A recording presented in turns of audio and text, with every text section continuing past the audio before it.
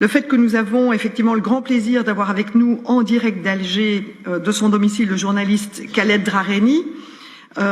C'est une grande joie, bien entendu, de vous savoir libre, cher Khaled, et de savoir que vous avez retrouvé vos proches.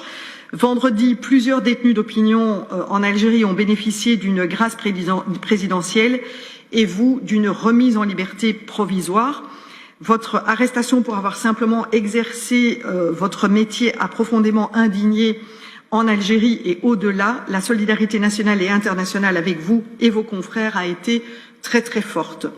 Pour commencer, dites-nous comment vous portez-vous après 11 mois de détention et quelles ont été vos conditions de détention. Avez-vous eu l'accès à des avocats, à votre famille, mais aussi comment voyez-vous l'avenir de votre pays et le fait que le mouvement Irak est toujours là, bien présent, et revendique, demande un certain nombre de changements en Algérie. Et donc, vous avez la parole. Encore une fois, très heureuse de vous avoir parmi nous aujourd'hui.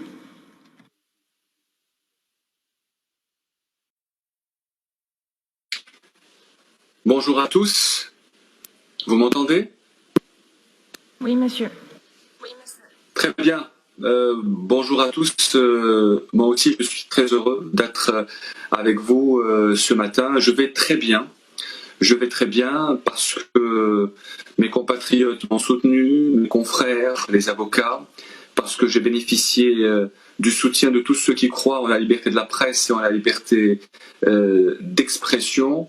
Je n'ai jamais douté un seul instant que j'avais fait mon travail de journaliste en toute liberté et de la manière la plus professionnelle possible. J'ai passé 11 mois en prison. J'ai accepté cette épreuve avec beaucoup de sérénité. Je n'ai pas fait un rejet de mon emprisonnement, absolument pas. Je me disais parfois que ma place n'était pas en prison. Et parfois, je me dis non, dans un pays où la liberté de la presse n'est pas encore totalement respectée, peut-être que oui, ta place est en prison. Et j'avais dit à certains de mes avocats, si c'est le prix à payer, eh bien je suis prêt à le payer, je le paye et je l'ai payé. Je pense à tous les détenus d'opinion, à tous ceux qui ont été emprisonnés pour avoir parlé, pour avoir dit une parole vraie, pour avoir fait une publication sur les réseaux sociaux, pour avoir manifesté. Et s'il reste encore un seul détenu d'opinion en Algérie, eh bien, nous sommes tous des détenus d'opinion. Comme je continue à penser que s'il reste un seul journaliste emprisonné en Algérie ou même dans le monde, eh bien, nous sommes tous des journalistes emprisonnés. Nous devons tous être solidaires. Notre salut est dans la solidarité. Notre salut est dans le fait de croire au combat des uns et des autres. Je veux remercier tous ceux qui m'ont soutenu, ma famille, mes amis, les avocats, les journalistes en Algérie, à l'étranger, mes confrères de TV5 Monde notamment, mais aussi Reporters sans frontières évidemment qui ne m'a jamais lâché et qui se bat depuis des années pour la liberté des journalistes, sans parler des autres organisations attachées à la défense des droits de l'homme et des journalistes. Je veux remercier tous ceux qui se sont tenus à nos côtés parce que l'affaire et la question des détenus d'opinion en Algérie est très importante. Je suis très heureux que le 19 février, il y ait eu des dizaines de détenus libérés. C'est une bonne chose. Mais je me rappelle aussi du 2 janvier 2020, lorsqu'on a libéré plus de 70 détenus et que quelques semaines après, on a recommencé à emprisonner les gens. J'espère qu'il n'y aura plus de détenus d'opinion en Algérie. J'espère qu'il n'y aura plus de journalistes emprisonnés en Algérie parce que la parole de tout le monde doit être écoutée. Nous aimons tous l'Algérie, peut-être de manière différente chez les uns et les autres, mais chacun doit respecter la différence de l'autre. Et je pense que c'est ça qui peut nous aider à dépasser tous ces problèmes, toute cette adversité et aller vers un monde meilleur pour notre pays. Pour mes conditions de détention, pour répondre à votre question, oui, j'avais accès aux avocats tous les jours, sauf le vendredi où il n'y a pas d'avocat. Mon collectif de défenseurs venait me voir pratiquement tous les jours depuis 11 mois. Ils étaient d'un apport et d'un soutien exceptionnel, le collectif des avocats. Je n'ai pas de mots pour les remercier. Ils étaient tous bénévoles et ils m'ont soutenu, moi et les autres détenus d'opinion, depuis le premier jour. Ils ne nous ont jamais lâchés et ma gratitude pour eux n'a pas de limite. Pour ce qui est de la détention, vous savez, la prison, c'est la prison. Que ce soit en Algérie ou dans d'autres pays du monde, je ne sais pas si c'est pire ou dans d'autres pays du monde, on vous prive de liberté. On vous prive de liberté, mais il faut rester libre dans sa tête.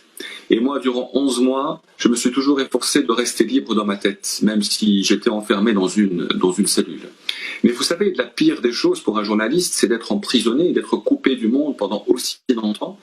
Quand on est journaliste, quand on éprouve ce devoir d'informer les gens, et pour cela, il faut soi-même être informé tout le temps. Et le fait d'être coupé du monde, privé d'information pour un journaliste aussi longtemps, c'est déjà une sanction importante. Mais depuis que je suis sorti, le mot que je prononce le mieux et le plus, même pour vous, même pour la Commission des droits de l'homme du Parlement européen, pour la résolution courageuse que vous avez voté pour la libération des détenus. Je ne parle pas de ce que vous avez parlé de la situation politique en Algérie. Je ne suis pas concerné par cela. Moi, tout ce qui me concerne et tout ce qui a attiré mon attention dans votre résolution courageuse, c'est il faut libérer les détenus. Et je pense que tout le monde doit le dire. Il faut libérer les détenus. Nous, les Algériens, les gens de l'étranger, il faut libérer les détenus dans le monde entier et pas seulement en Algérie. Et ce que je veux dire, c'est que le mot que j'ai le plus dit depuis que je suis sorti, c'est merci. Et je continuerai à dire ce mot pendant des jours et des semaines et des mois et des années, parce que c'est grâce à ce soutien qu'on tient.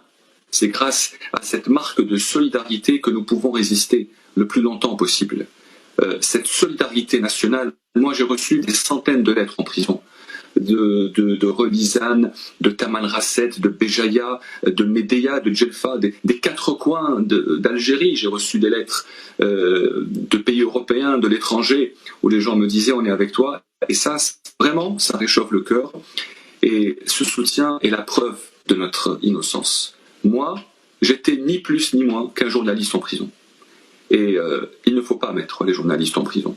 Il ne faut pas emprisonner ceux qui écrivent, ceux qui veulent informer. Il faut les protéger. Et moi, je vais me battre pour que la liberté de la presse en Algérie soit une liberté sacrée. Je vais me battre pour que la liberté de la presse dans le monde devienne une liberté sacrée. Il y a encore beaucoup de journalistes emprisonnés aujourd'hui. En Afrique, dans des pays d'Asie, il ne faut pas les oublier. Il faut se battre pour eux. Il faut discuter avec leur gouvernement. Il faut aller sur place. Il faut les soutenir, eux et leurs familles, parce que le journalisme n'est pas un crime. Le journalisme est un droit pour tout le monde. Et c'est ce que j'ai dit à mes juges. C'est tout ce que je pouvais leur dire. Je suis un journaliste et non un criminel. Mais si le journalisme est un crime, alors je suis un criminel très dangereux. Merci beaucoup, Khaled, pour ces mots.